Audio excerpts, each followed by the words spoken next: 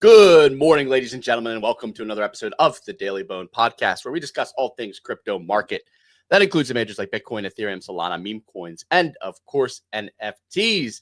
Today, we're going to discuss major macro indicators and whether or not we're exiting this bull cycle. We're going to talk about a little bit of drama in the blockchain commercial landscape. And we're going to talk whether we might actually want some more crypto regulation instead of less. GM. We got Clemente with us this morning. Little two-man show action. I'm excited for this. How you feeling today?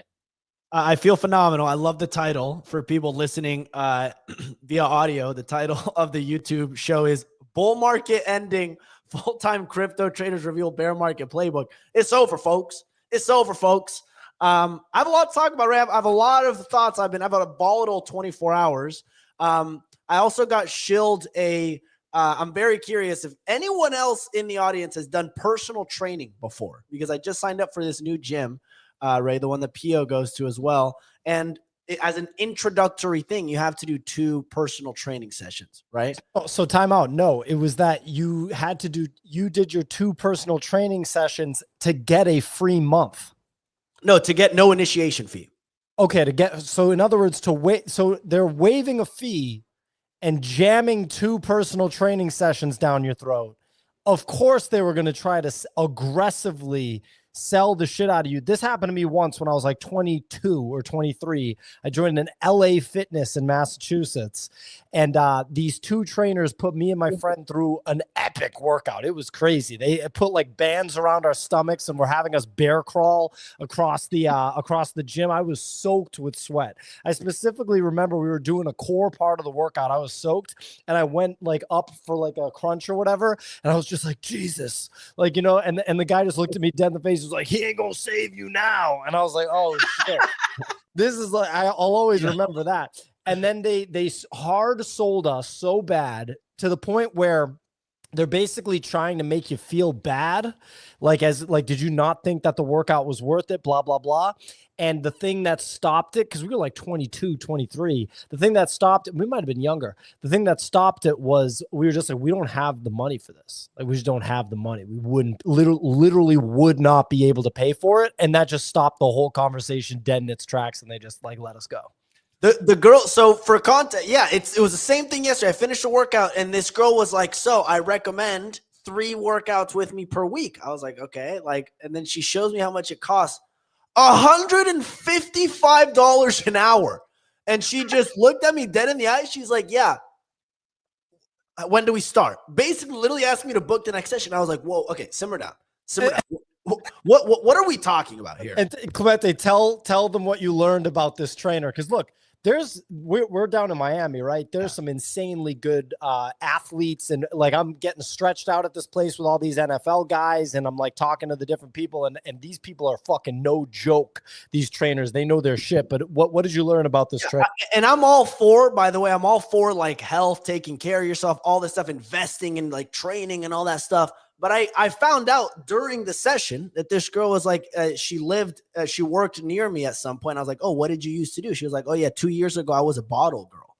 So I was like, okay, you were a bottle service girl 2 years ago, and you got into personal training, and now you're trying to charge me $155 for a workout.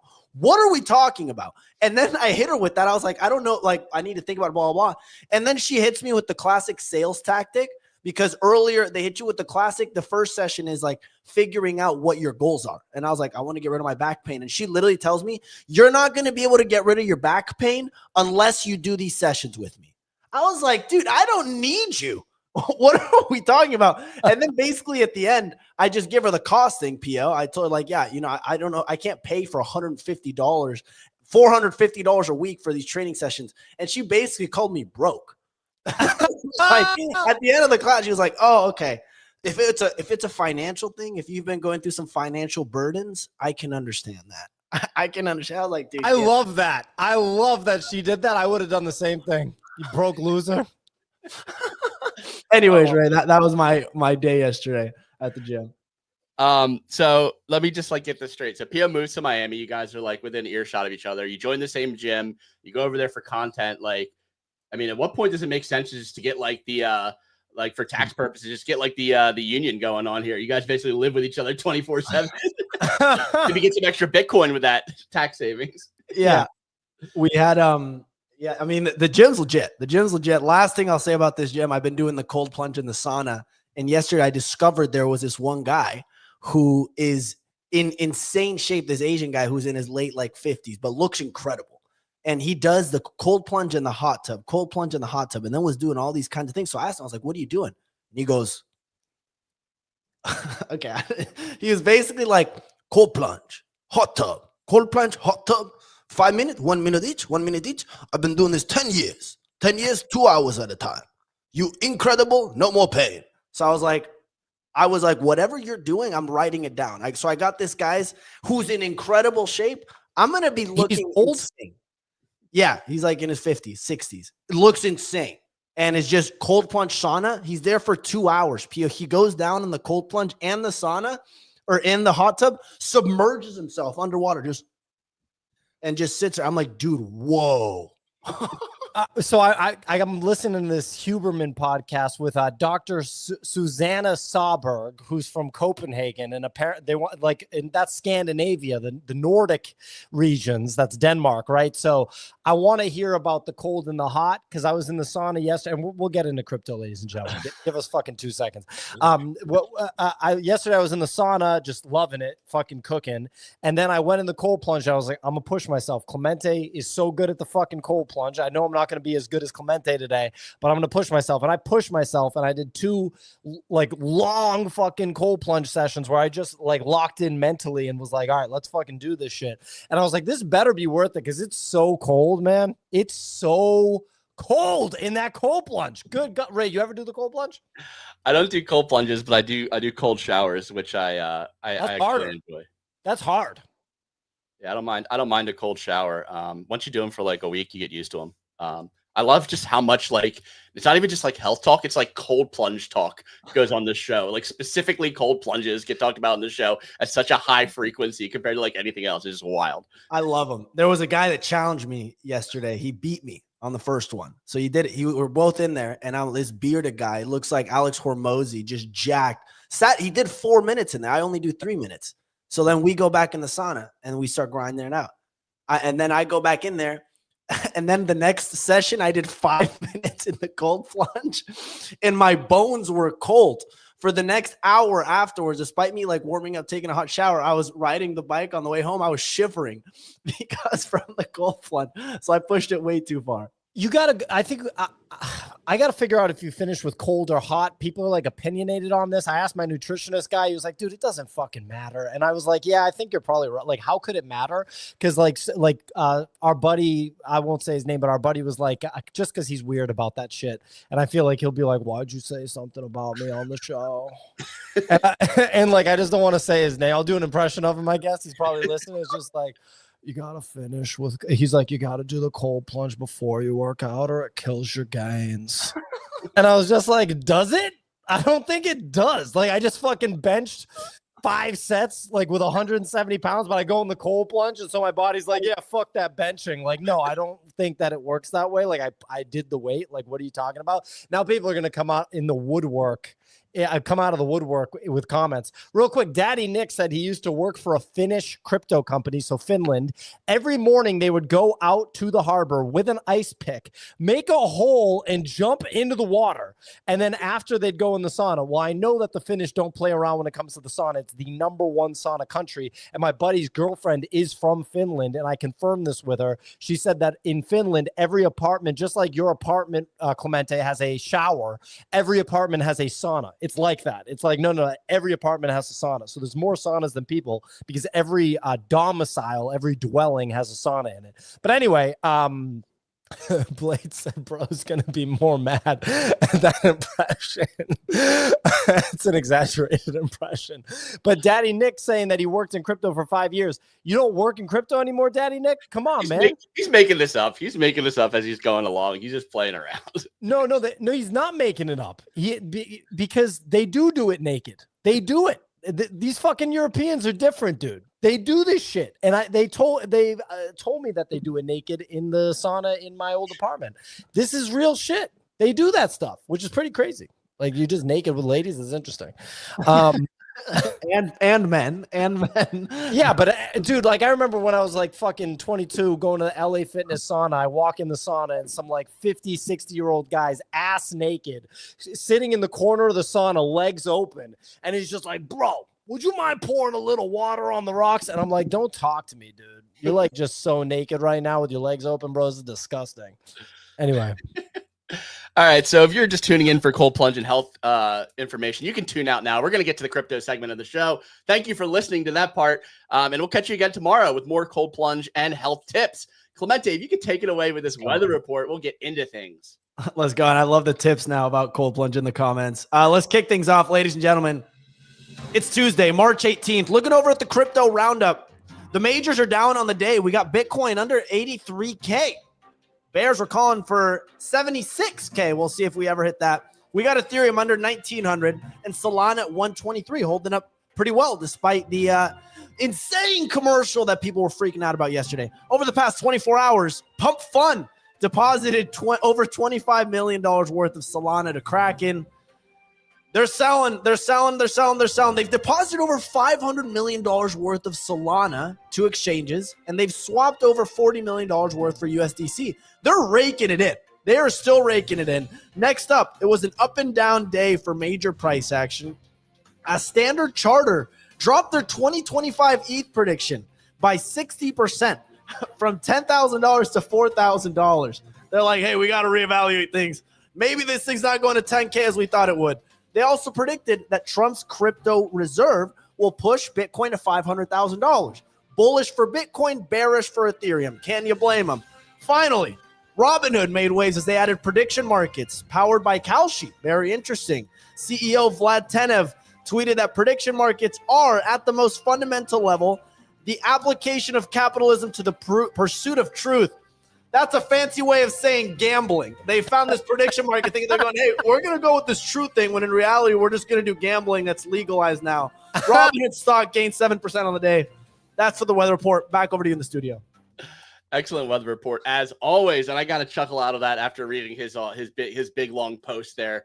Like he's like trying to like virtue signal that they're doing this like global good. It's like no, they saw they can make a lot of money on prediction markets, and they have the audience for it already natively on their platform. Why not give them another opportunity to gamble and send them some fees? Dude, yeah, I mean, like, first of all, they're a San Francisco ass company. I used to work there, and like, you know how they do the town hall like every Friday at the big tech companies where the founders say stuff. Dude, the questions that the employees would ask were gnarly. I was so shocked by the questions. They are insane. Like, they're like, what are just the language of the questions are so nuts. And then the founders have to sit there like assholes and answer them like, you know, thank you for such a thoughtful question. Like, they always have to thank the person and then just spew bullshit. I'm sitting here, I'm like, yo, this is a stock trading app, dude. What the fuck are we talking about right now? It was insane. Real quick, just, we don't have to talk about this for a while.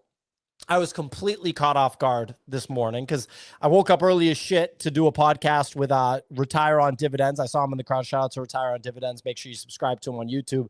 Really good options trading and dividend, high yield dividend stock YouTube channel. He's crushing it. He's growing. His channel is going to flip ours in terms of subscribers for sure, because people like what he's doing. Anyway, so I wake up for that, and then afterwards, I'm just pleasantly surprised at like 8 a.m. that fucking MicroStrategy tweets out that they issued another security, this time for the perp market, in the perp preferred stock market. So this is just another pool of capital for institutional investors that can. What's so funny, Clemente? It's another. I mean, how many more pools does this guy have?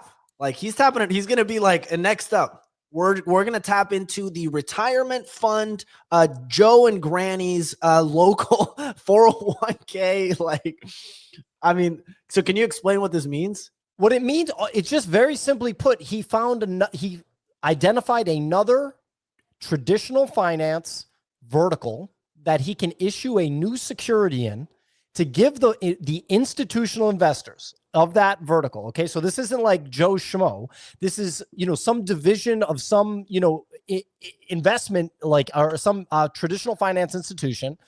And they can only buy the assets in this market by like regulation. It's just how it works. Just like a bond trader can only do bonds, blah, blah, blah.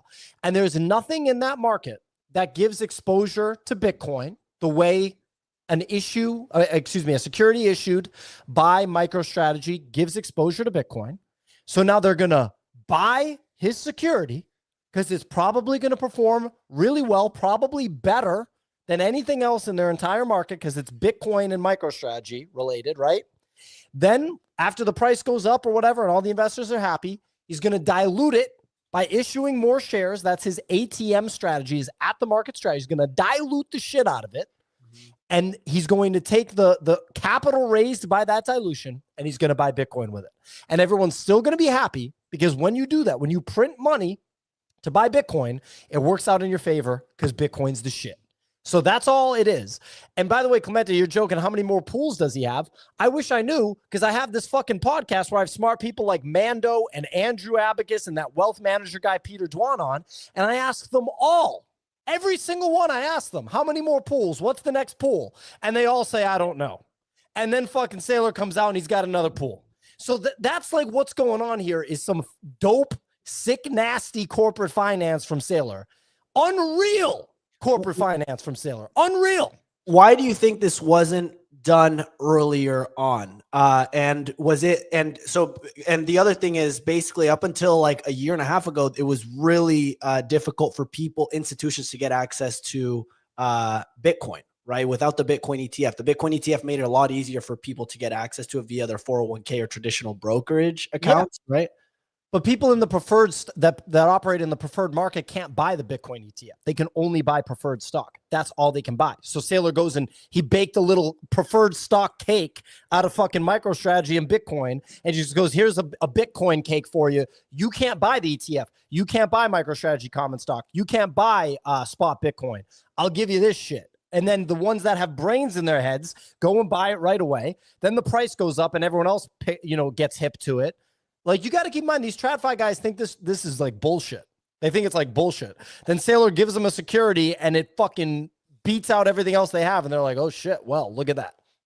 Yeah, I'm just curious why it wasn't. I mean, I don't know anything about the process. So I don't know why wasn't this done like 2 years ago? I mean, I don't know, but that's also like saying, why didn't, the Formula One car implement that new engine that's kicking everybody's ass 2 years ago? Because you fucking learn this shit as you go along. And also you can't just think about it, Clemente. Like, you can't just do a million things at once. He's gradually adding some new vertical, like some new pools of capital that he can tap into. It's crazy shit and nobody cares. No one gets it. That guy Moon Overlord tweeted out like, it's giving I ran out of leverage. I'm like, you're giving retarded. How about that? You're giving retarded. Okay. I really hope he's listening. He's not the fucking idiot. And I tweeted out multiple times. He's not going to acknowledge it. He's a loser and he's autistic. I have no idea what heads or tails to make. I mean, this is obviously like a very new chart. This is the SDRK, the first preferred offering. I mean, it's pretty much following S&P and crypto price action for that point. but like, how do you judge these stocks as they dilute themselves? Can you like treat like these charts? I'm guessing you don't even look at the charts, to be honest, PO. No. MicroStrategies.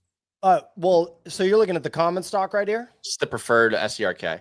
Yeah, it doesn't really matter that much to us. If you want to go like balls deep, then yeah, get a Bloomberg terminal and start looking at all the information for these, these niche institutional assets.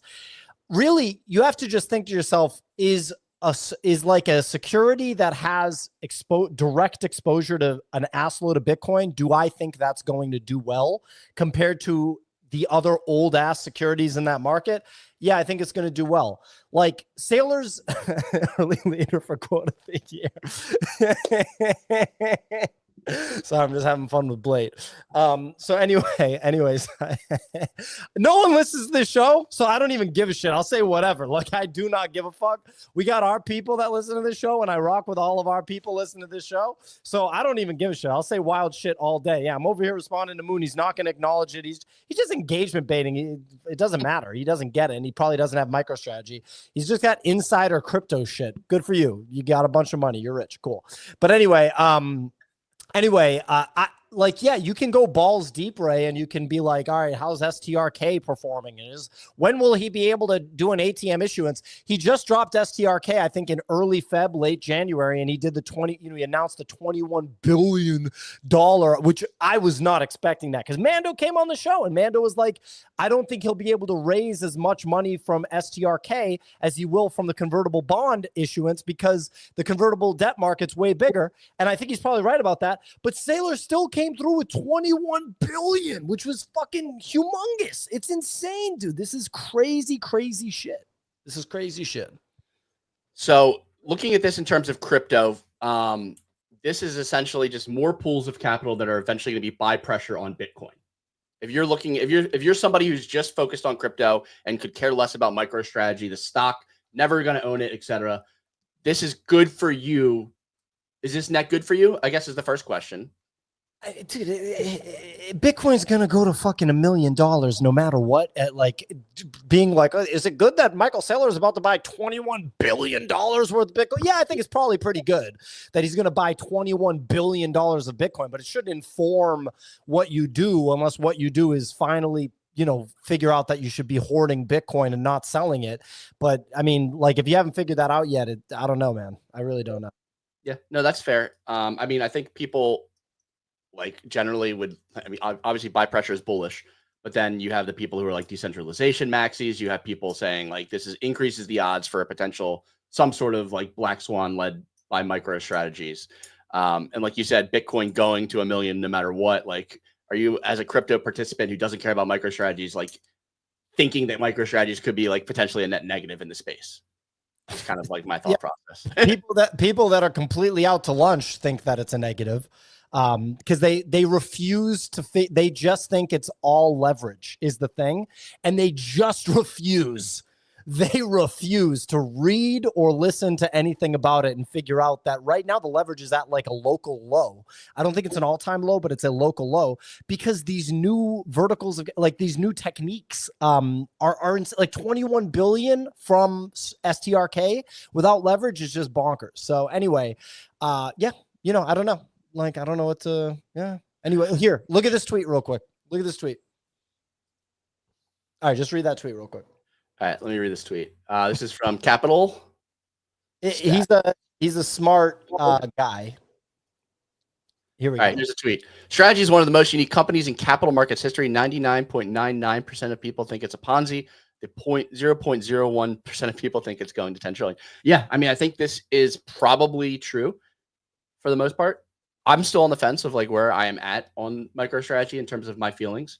It takes. I was working on you, Ray. I was working on you. I mean, I own the stock. I'll buy things without having max conviction in them. I think it helps me build conviction in them. Sure. Actually owning it, and then maybe deciding about putting a substantial position in those. Strategy is definitely something that's interesting to me. I mean, you have been working on me. I'm somebody who always looks at the negatives and plays devil's advocate for these sort of things. I'm not 100% convinced yet. It's okay. I was working on you on Bitcoin. I wasn't even working on you on MicroStrategy. We'll get to MicroStrategy later. I'm still working on you on Bitcoin, and I'm going to keep working on you. And real quick, just one call out I have right now before we move on, and we should move on from MicroStrategy and not talk about it again for the rest of the show, but I want to just do one call out. NFT statistics, okay? NFT statistics. Big NFT guy, smart guy, worked at Uber. Believe he worked at Goldman Sachs and shit, right? He's one of the first dozen employees at Uber. Yep. So, really talented guy, great career. I invited him on my podcast to talk about MicroStrategy. He doesn't want to come on. He doesn't want to step into the lion's den and really do the work and dig in, because he's just going to be like, it's not going to work. And I'm just going to be like, well, check it out, amigo. Take a look at all this shit. tell me how it's really not going to work. So I'm calling you out. Come on the show, Stats.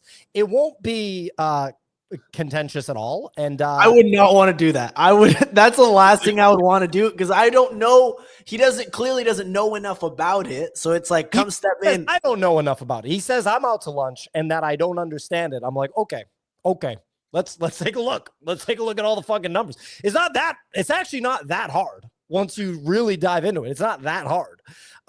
So yeah, anyway, I want to have you on, dude. You're smart as fuck, and I don't want to make it a contentious thing. I had Mando on, and he disagreed with me, and it was great. It was absolutely great. It was a good show. I mean, it's good hearing both points of view. I don't know if not necessarily everybody's ready for the Bitcoin freight train and the MicroStrategy mafia to come in and just land haymakers during a podcast. I didn't hit any haymakers with Mando. Me and Mando are DMing about this right now, and Mando's some quotes from him. He was just like, "I actually agree with you."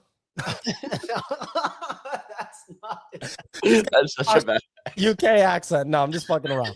But anyway, he said he agrees with me that the multiple that MicroStrategy trades at is probably going to grind up over time, which, dude, I mean, holy shit. When you think about how much Bitcoin they're going to have, if the multiple grinds up to over 2, over 3, over 4, good fucking God. Anyway, sorry. Go ahead, guys. You guys take it away and I'll weigh in.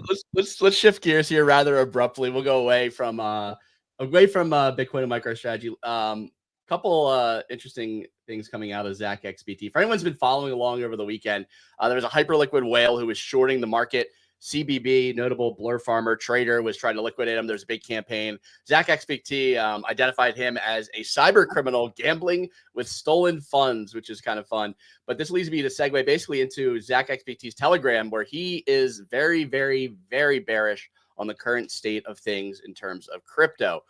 Sharing a tweet now, and he says basically spending long hours helping freeze funds for the Bybit hack has been eye-opening. The industry is unbelievably cooked when it comes to exploits / hacks, and sadly, I don't know if the industry is going to fix this itself unless the government forcibly passes regulations that hurt our entire industry. Several decentralized protocols have recently had nearly 100% of their monthly volume / fees derived from North Korea and refuse to take any accountability.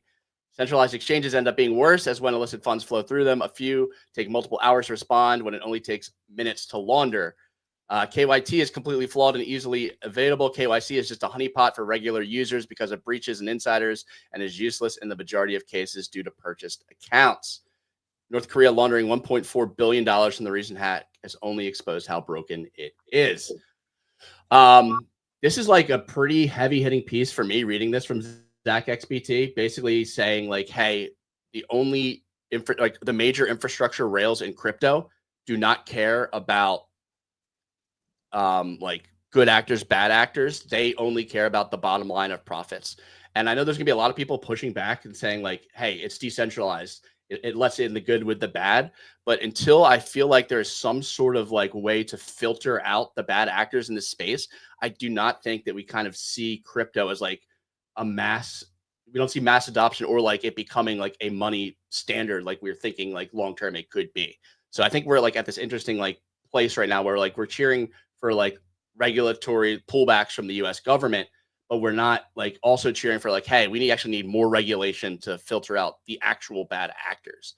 What can they do? Like I 100% see what ZackXBT is talking about, and it sounds like also there's a misaligned incentives for some of these DEXs and centralized exchanges for like the stolen funds that get laundered, right? Because what was it? Thorchain, right? Made a bunch of money from Lazarus Group funneling their funds through there, right? They made millions of dollars in fees, which helps their business. So you're basically saying, hey, sacrifice all of your fees for the good of this space. And they're going to be like, yo, I don't want to do that. Right. So it would be up to then regulators to come up with something like that.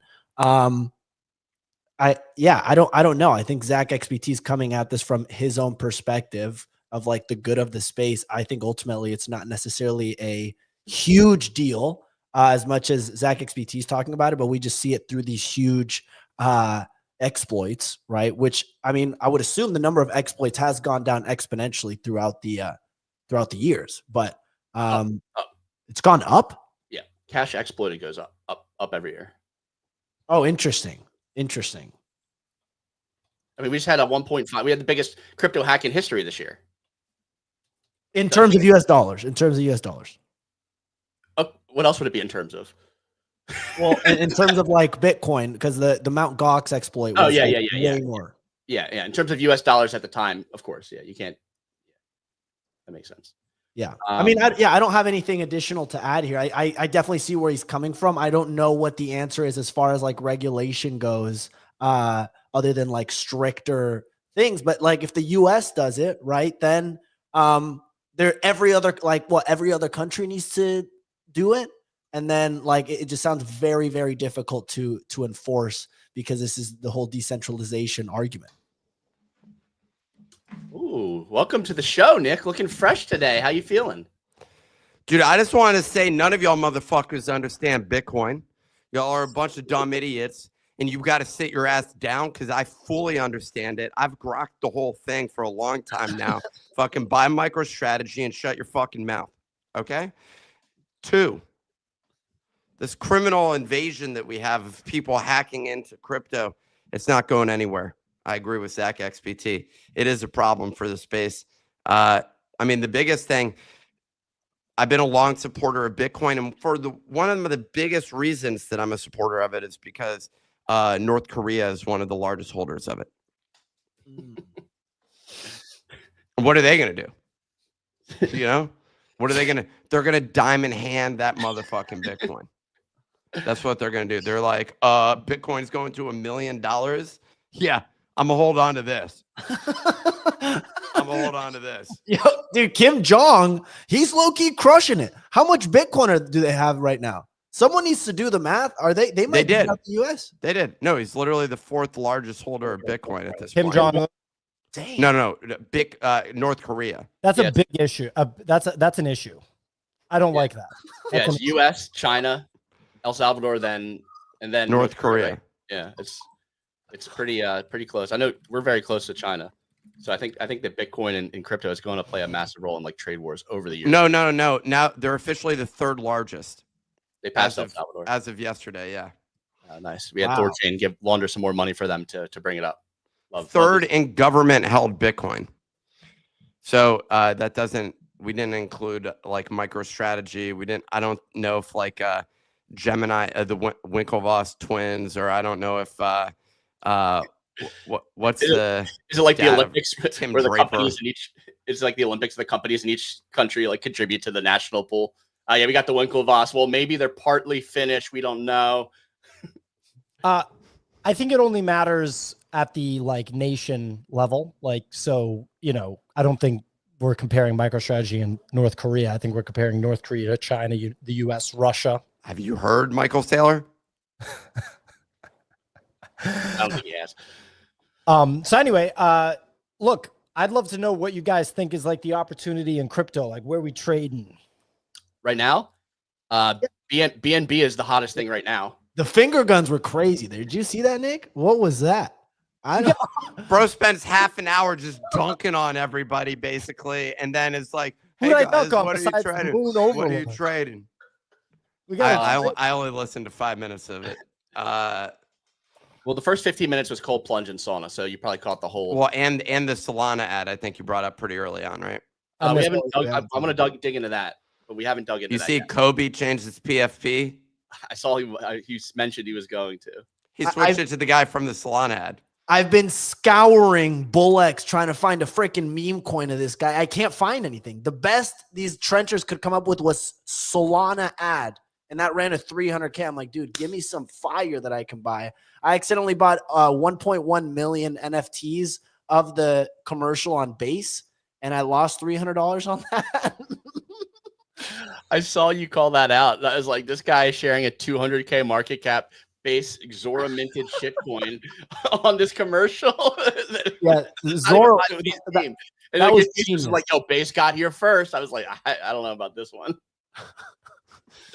Dude, I want to find Coinbase dropped a banger ad this morning that I saw circulating, which was kind of like it wasn't a counter to Solana, but I think they realized the timing after they were like, people would be like, oh yeah, I mean, I guess that's how you actually do an ad. I kind of want to play this. This is a good ad. All right. You see this check?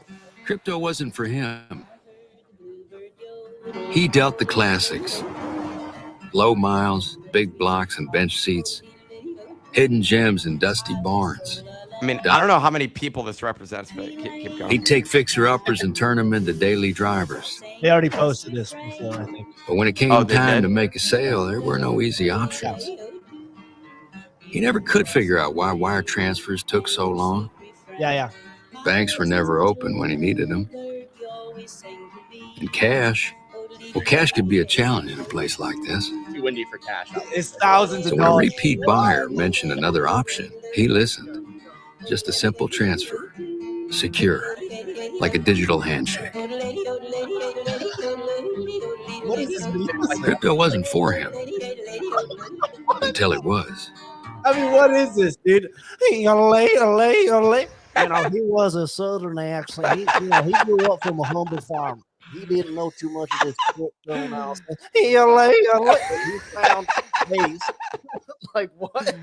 That's not much better. I mean, I think you raised a fair point. Everyone's on here, dude. Last night, the entire timeline was just like literally tribal warfare over the Solana ad. It was like people from ETH dunking on Solana, a Bored Ape talking shit about Pudgy Penguins because Pudgy Penguins responded with a rocket gif to the Solana post. People attacking those who retweeted the Solana post because they're clearly out of it. I think the bigger thing, like everyone's like mad about it, and they're like, oh man, why is the timeline all woke all of a sudden because they canceled this thing? I think the people that are thinking that it was because they canceled it because it was woke. I don't think that's like a woke cancellation of the video. I think the video is just dumb. Like, I think it was like a crappy fucking ad. It was, yeah. So I think the way I would summarize it is the issue is that it's cringe. The answer is to just not acknowledge that the woke stuff. That's you don't acknowledge it. Like you don't go and say like, you should go focus on making a new gender. No one wants that. People just want normal shit. So the opposite of woke is not make fun of woke. The opposite of woke is just don't acknowledge it. Just be normal. Like, so that's why when I watch like Shane Gillis, like Tyre's TV show, it's just funny. He's not going and like making a bunch of weird jokes, like making a political statement against woke. Just be normal. Just be funny.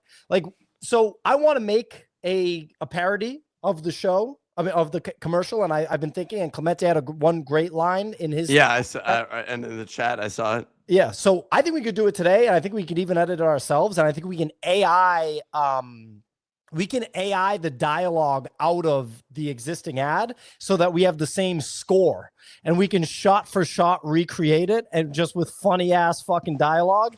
And I have fake glasses, so I'll wear like a turtleneck and a blazer, and with the fake glasses, so I'll be the therapist, and then you can be the engineer guy. And Clemente's left out completely. And yeah. Fuck Clemente, dude. We just go from was this a tires skit or just the actual? This is the actual. No, this is the one that he's thinking through. I think the bigger thing was just like, no, you're spot on. It's and everyone that like all of the anti-woke people are suddenly piling on, being like, y'all are weak for like, I don't see what's wrong with this ad. And it's like, okay, what's wrong with this ad is it's a fucking shitty ad. And also, why is a blockchain making any political fucking statement, basically? Like, that's the thing that I think was just that made, like, why did they even bother to do that? Like, they were treading into like weird territory because it also makes a blockchain look more corporate, regardless of the position. Because it's like, oh, a corporate marketing team is involved with this quote decentralized blockchain, basically. So the worst thing, and what they talk about is how like they're going to transition to be fully decentralized at some point. And it's like, if you're really going to be fully decentralized and you're not going to be like led by like ETH is still dealing with some of this stuff. So yeah, I think oh my God. It's difficult talking when you're pinning random stupid comments like this one from Notorious Big Bull, because it doesn't even matter.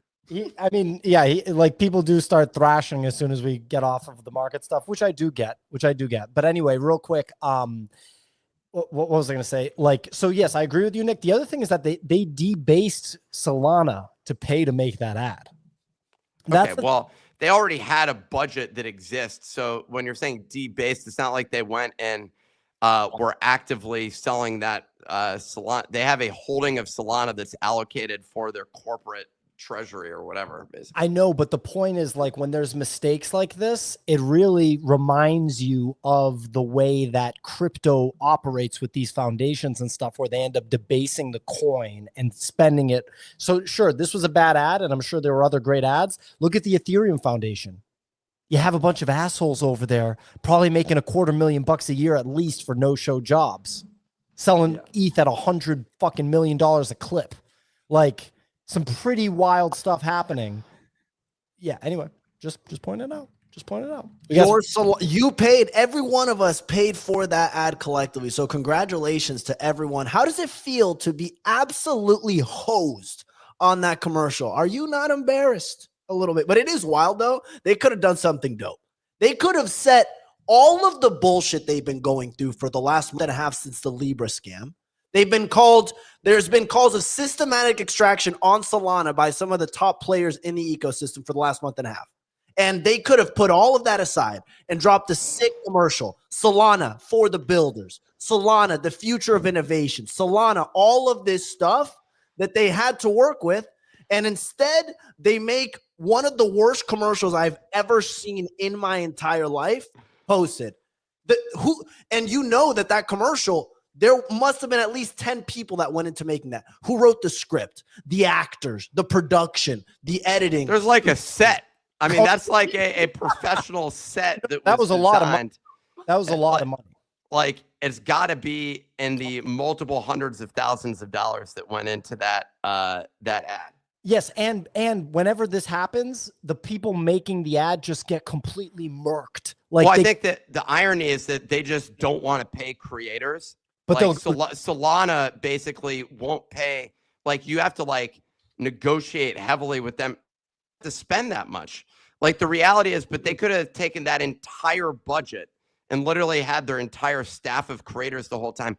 They've been silent on their private creator Telegram, which exists for like literal like months. And they come out yesterday, the person, the marketing lead, and links to it and says, "Here you guys go. You're welcome." Basically in that private chat. And what was even more cringe was some of the creators who I'm not going to name names, who were just like, "Yo, this shit is fire. This shit is brilliant. You guys are genius." I'm like, oh, take their dick out of your mouth for a second. What are you talking about? They paid you $50 to show up to the last conference and you're sucking their dick that bad? I'm like, here's $100. Blow me for the month. What are you talking about? Wow, so I was feeling like I went too far just calling an anonymous account the Moon retarded, which he is for his MicroStrategy take. But Nick just literally, well, Nick doesn't play, man. Nick doesn't play. I mean, that was the situation literally yesterday, and the link is still there. Hold on, let me just read it off for you while I'm in the space, because they're like cheap ass fucking. They're this fucking cheap when it comes to working with this community that they've created, yet they go and then spend all of the fucking money on a dumb ad, basically, is what ends up happening. And the ad was stupid. And also, like, their entire, if they want to be cringe, they could just have the creator group. I don't even know if it's worthwhile. I'm not suggesting that the creators in there would have done a better job. I'm not suggesting that at all. But basically, the Solana, that's a banger. Another person, eye emojis. So yeah, it was just like, dude, I mean, the amount of dick sucking there, I'm like, come on. Like, you can just go look at a video and acknowledge. Are you that afraid that you can't even just acknowledge the fact this thing was trash? No, and then not only that, they had to quote tweet it or comment and be like, say what you will. Yo, good press is Solana did it again on top of mine shirt. Yo, they took over the timeline, folks. They took over the timeline. Holy shit, folks. They just own the Twitter real estate. Oh my God. All right. So this Someone says surely they were trolling. We're not. No. This is No, a- these are people. These are people who literally are just like, please give me $50. Did Adam Cochran really ratio sold Jakey on this? Yeah. a rare Adam Cochran victory, I guess. He did technically ratio him. Dude, people forget that, like, you know, like even if someone's always getting dunked on, every once in a while they can dunk back. They can dunk back sometimes, you know? Oh my God. Was the thing about me naked in the shower? Adam Cochran's been on a generational run the last 2 weeks. Like he's been cooking, dude. From the Trump, like he's been on a choose rich Nick style run from the dunking on Trump with the tariff stuff to now moving on to dunking on Solana. I mean, the dude is cooking right now. He's not cooking in the gym, I'll tell you that, but he's cooking right now. He needs one of those. He needs one of those personal trainers. Yeah, this show's gonna make some enemies. Nick's just calling out everybody already on the timeline. We have people sharing the video clip of Pio calling out Stats. Yeah, but Stats is my guy. Stats is my guy. I'm DMing him right now. That was for fun. I did insult the Moon guy for sure. If someone clipped that and tagged him, he probably wouldn't take it kindly. I directly called him retarded more than once. Just kind of did again.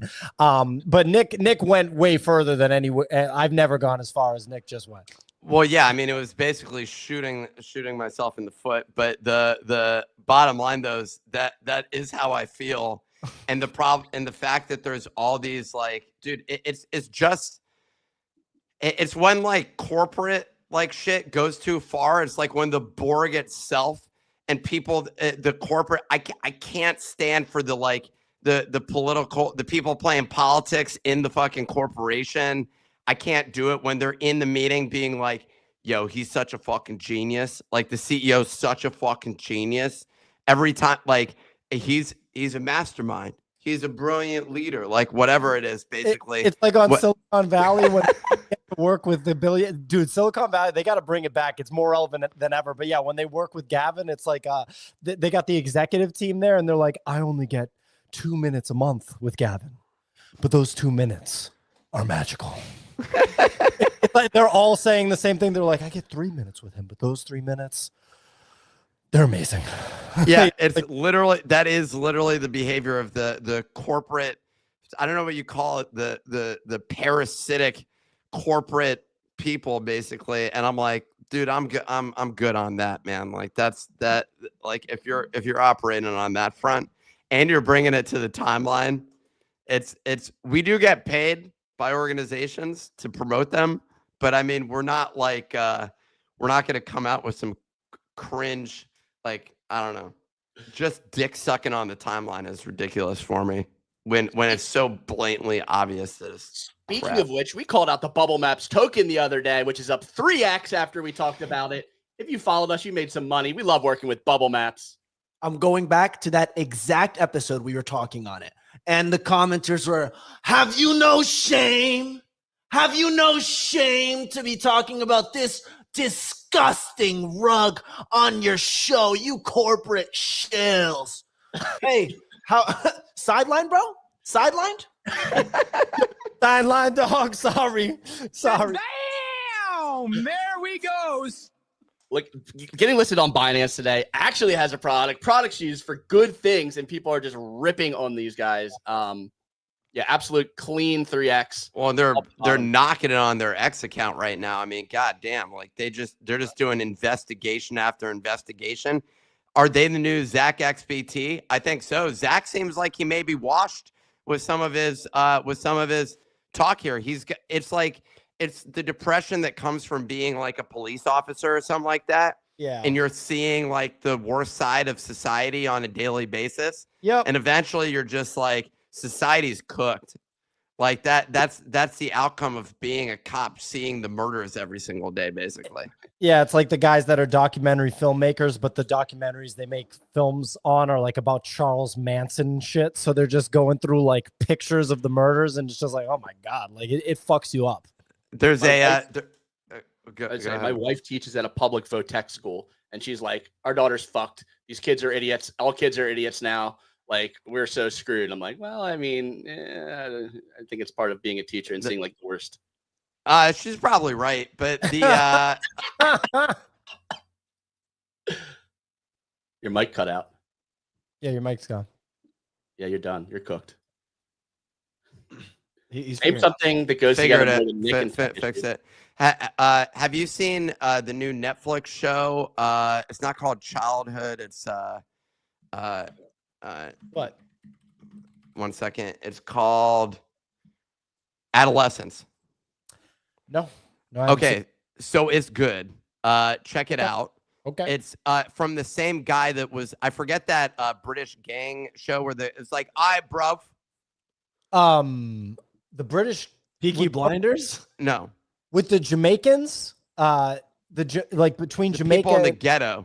yeah, that show's actually fucking serious. It's insane. It's insane. What's that show called? Jamaican UK drug trade show Netflix is called Top Boy. Top Boy. Top Boy. So the main character in Top Boy is the lead police officer in this show. Anyways, it's really fucking good.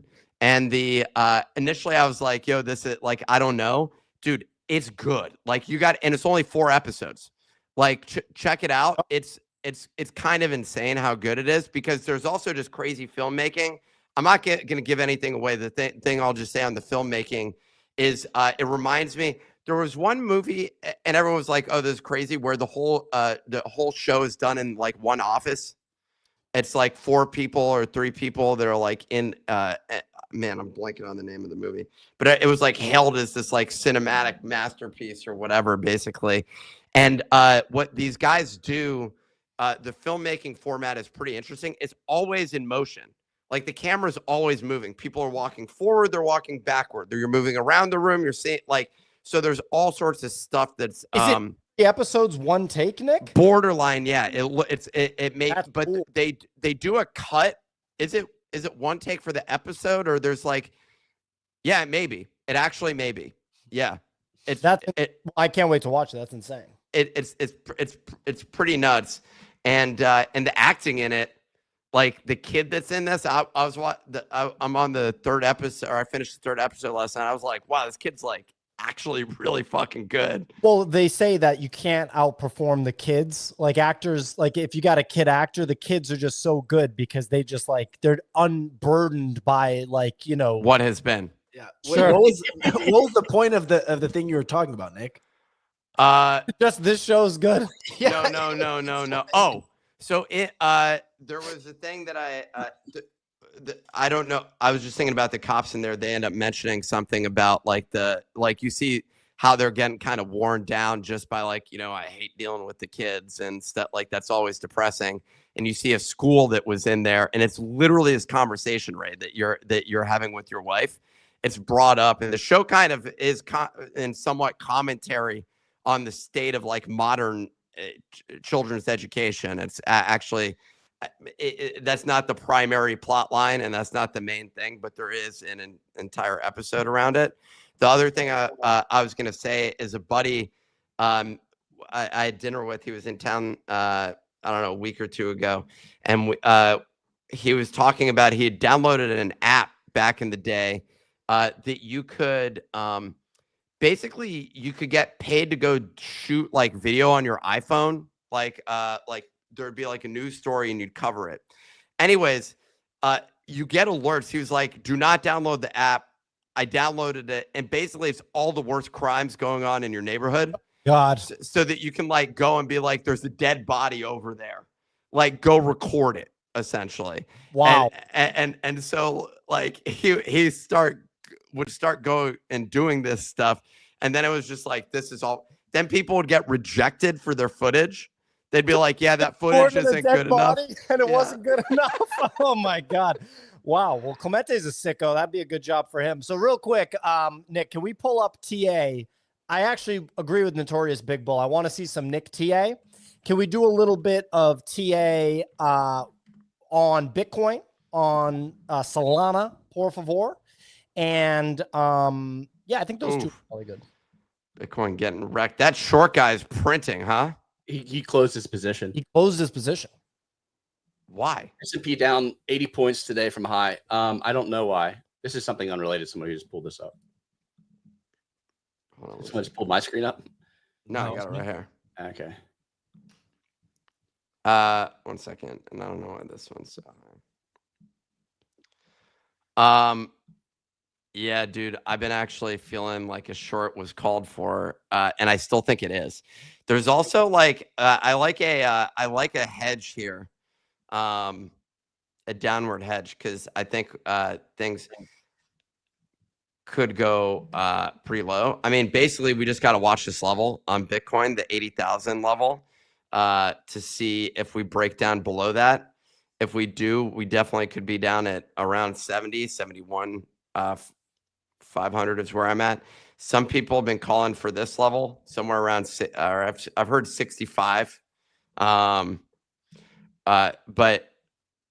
I would not be surprised if we see that. What's S&P looking like right now? Down on the day. Oh, this chart is not great. I don't even know where a level on this is. Yeah, this one's not great. This area is interesting. That would be another like borderline 10% pullback from here, which would be essentially what we already had, which would be a continuation and a completion of the pattern that we mentioned, which we were saying that we're 50% of the way when Easy and I went and took a look at the charts. We concluded that we were 50% through this downturn. You got the tariffs going into effect April 2nd, I think is the report. The duration through which this happened, it's been a pretty fast downturn. We were expecting at least 3 months. Our projection was somewhere around May to see a completion of this downturn, but that we're only 50% through it. This would get Easy's tweets that he had, which I didn't want to be the case, would be, I mean, Solana rejected at this level. Solana down to 85. Bitcoin down somewhere around 65. ETH, I mean, who the hell knows on this one? ETH has a pretty strong level here. Please ignore all those other levels. That was on the way up, but I just don't delete it. Levels. Ray's laughing, but dude, there's so many levels. Yeah, but everyone's 25 like, lines between 1K and levels. 2K. You're missing the point. The distinction is the gap gets bigger as you go higher up the price because the percentages grow, Ray. Put that through your noggin, okay? Think about that. But yeah, there are a lot of levels here. That was because I was going on like the hourly when I was originally drawing those lines. Gotta hit one. This one, I mean, it doesn't look good. I would honestly, I don't like trying to time the market. Although that's not true. I do love trying to time the market. Do I think it's a good idea? No. But if I were, I mean, I'd love to see another 50%, the continuation. Bitcoin at 65K. That'd be very interesting. That's crazy that short guy sold it. I think it was trending the wrong way for him. I think he was close to getting liquidated. Yeah, he made like 10 million off of it. Did he? Yep. I mean, that's so crazy. Dude, if you go to the have you gone to the here, I'm going to show up. So this is the guys. I'm going to show you what I was looking at. And someone in the replies ended up answering the question on this, but I'm going to switch what I'm sharing for 1 second. Hyperliquid is like fascinating to look at. Oh, he set his display name. What is his display name? Melania. It's Melania? Is what he called himself. What a sicko. Oh no, maybe that's for a token. No. That I don't know what that's for. I don't know if that's for himself. But you can see all the transactions of this guy.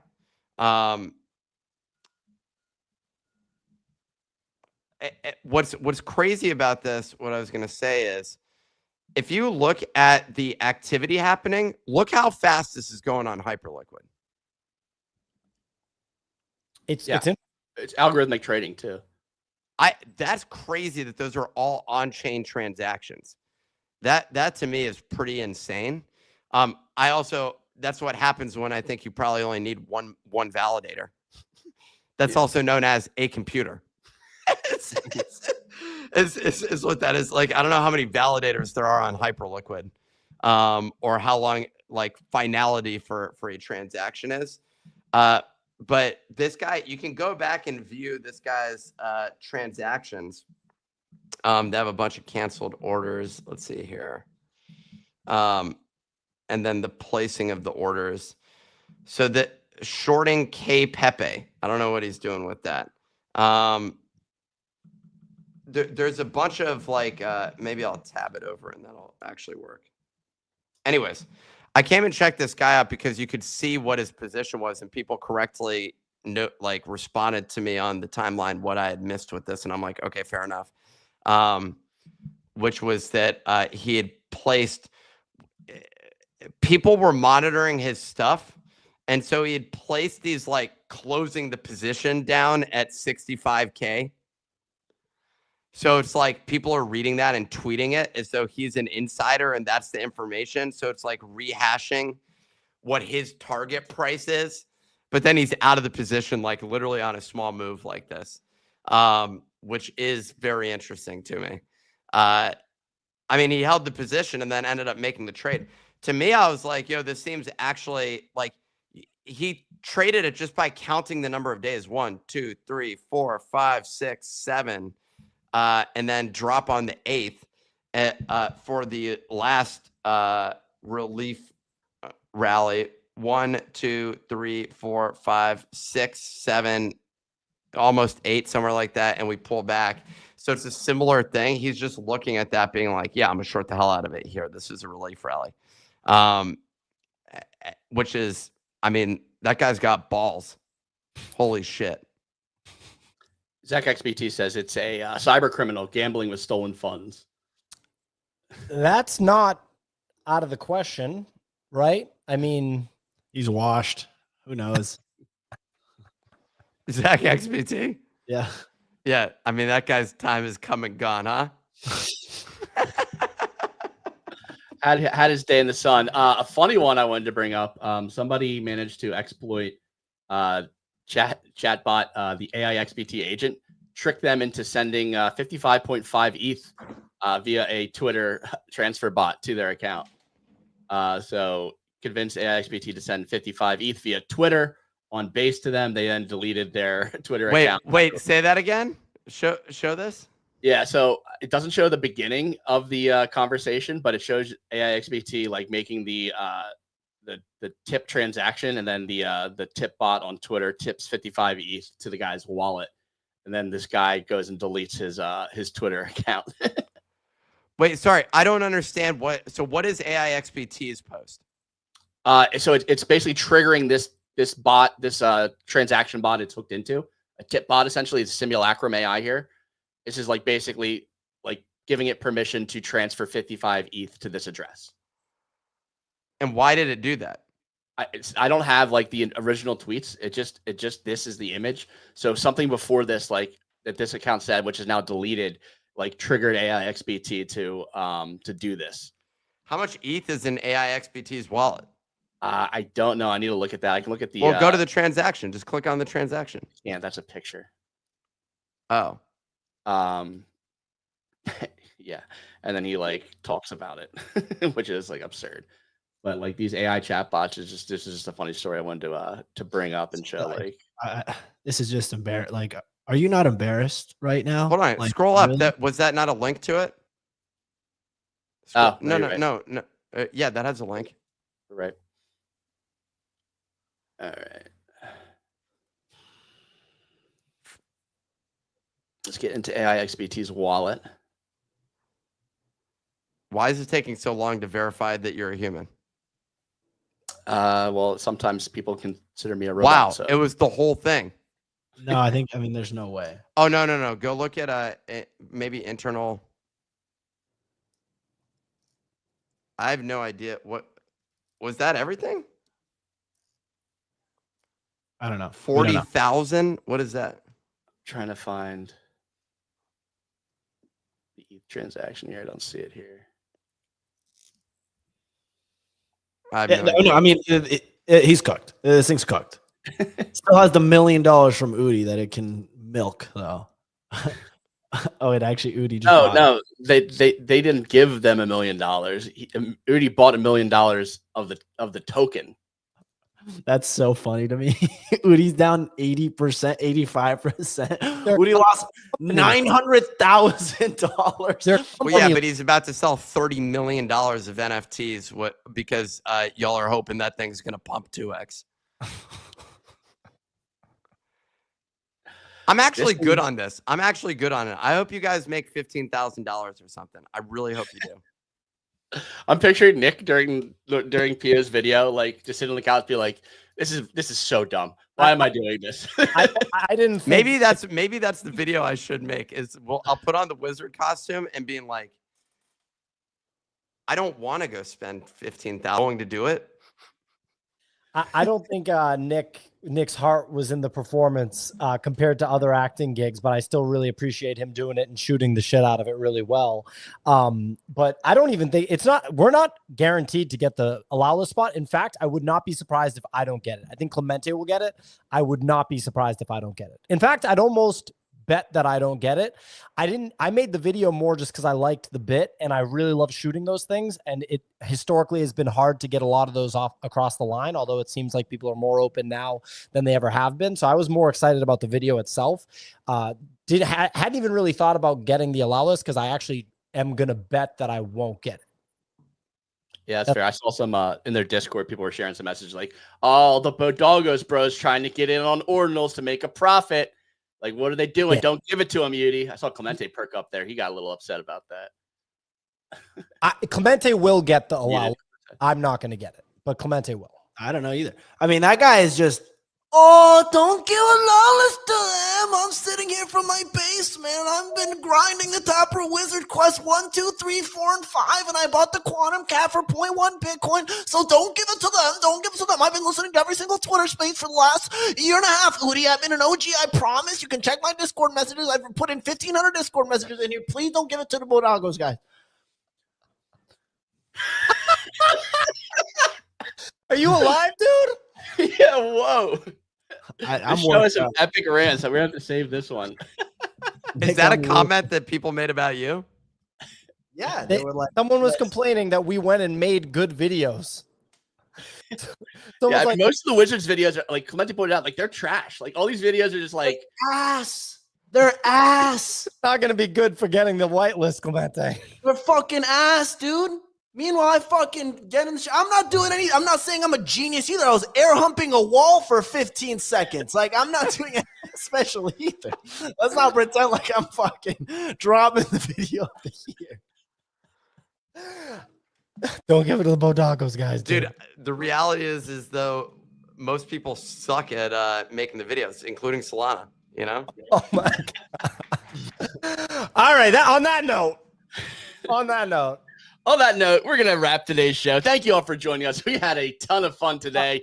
Real quick, at 11 a.m. in 45 minutes, I'm talking to an options trader on my my little podcast. So it'll be a deep dive on like option stuff, including like potentially live trades. Because if he tells me something's interesting, I'll probably just deploy. Ooh, we have some deployment. Maybe I'll deploy. I'm just gonna deploy. I'm just gonna roll it out. Hey, deploy the capital. Open the show with, "Hey, options guy, what are we buying? What are we buying?" What is gonna the thing? Thank you all for joining us on a wonderful Tuesday. You can catch us on all major podcasting platforms: Apple, Spotify. Watch us back on YouTube. Have a wonderful Tuesday. We'll catch you tomorrow. Peace.